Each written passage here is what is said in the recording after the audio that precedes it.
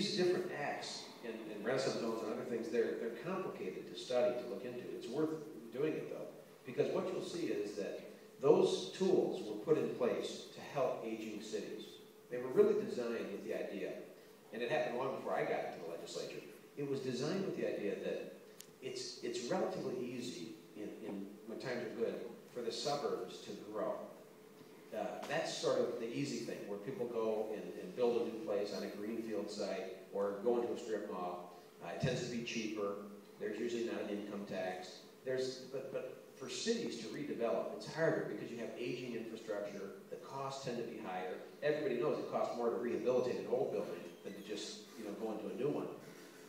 So those economic development tools were put in place specifically for cities to help rejuvenate, to help create a renaissance in our cities. And a lot of them are working. And so for somebody to come in now and pull the rug out from underneath and say, we're just going to treat everybody the same, the problem is the costs aren't the same.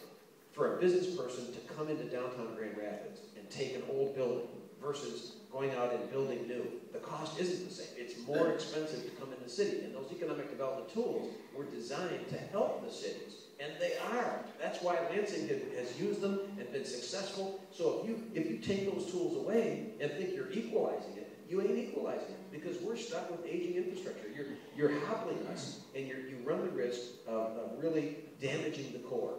And if you damage the core, that spreads. You can't be a suburb to nowhere. If our cities are thriving, our suburbs will thrive. The fastest growing states have the fastest growing cities in them, and that's no coincidence, because young people want to move to cities that are thriving. We need to pay attention to our cities.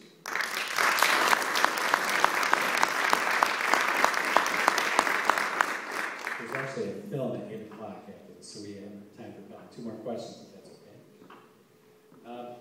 All right, here's a labor union question. Since its peak in 1979, UAW membership has plummeted by 1.14 million members to its lowest level since the 1930s. Public approval of unions has dropped to a 70-year low of just 41% of the public approving of them. You've received an endorsement from the UAW, which saw its numbers drop 60,000 just last year in Michigan alone. What do you see as the future for labor unions, particularly in Michigan? I don't know. I'm not a prognosticator. But as far as the last question, I think it's a shame that union membership has dropped, and I think it's a shame that the public perception of unions has dropped. I'm in the 41%. I think the unions are more good than bad. I think they've contributed a great deal to our society. I think they help create the middle class. And, it's not just because my dad is a retired VW from GM, but of course, I do feel personally that I benefited, that my family benefited, because when my dad got to General Motors, when he got that job, there was good pay and good benefits in place. There was a good pay, an honest day's pay for an honest day's work. My dad never missed a day's work. In 23 years, he was a produce man first, then went to work for GM. And he never missed a day's work when he worked as his own boss, and he never missed when he was at GM. He won attendance award after attendance award. And so, I'm proud of him, proud of that work ethic that most of the people I know who belong to a union represent. Like I say, I think the notion that you pay somebody a decent wage, that was, I guess, Henry Ford's idea too. He had the idea to pay somebody enough that they could afford to buy the product that they're making.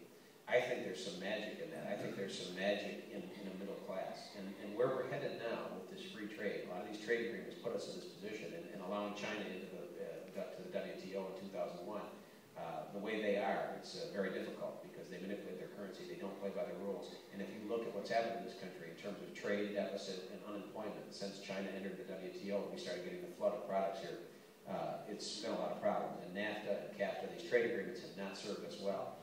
It's an unlevel playing field. So, you look at other things, more and more companies are multinational. It used to be companies were national, they were patriotic, they were here. And we used to say what's good for GM is good for America. Companies now are international, they're multinational. So I feel like now more than ever, people need representation, against the big multinational companies. I feel like the unions are good.